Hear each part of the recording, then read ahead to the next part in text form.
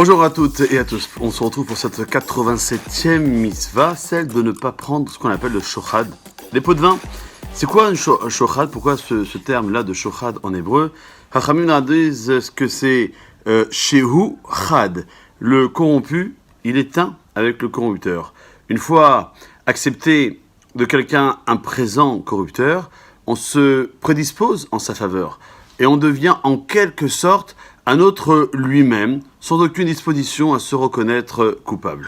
Ça veut dire quoi donc de ne pas prendre de pot de vin? Si c'est pour nous enseigner qu'un juge ne doit pas accepter le pot de vin pour acquitter un coupable ou pour condamner un innocent, la Torah l'a déjà dit. Alors, c'est vrai que la Torah est avare en moi, alors pourquoi nous le redire maintenant? C'est donc qu'il ne doit pas en accepter, y compris pour acquitter un innocent ou pour condamner un coupable.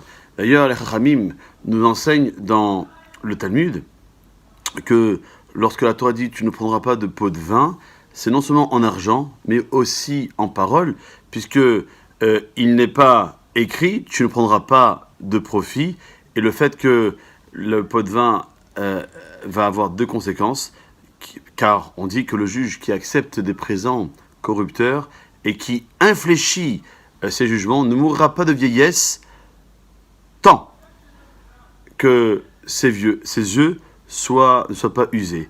Car Yaver et Nerachamim, ils vont aveugler les yeux des Chachamim, ça lève d'Irakim, et cette corruption, elle va fossoyer.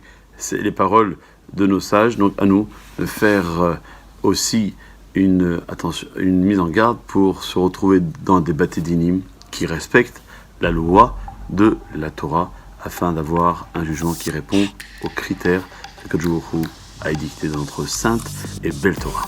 À bientôt.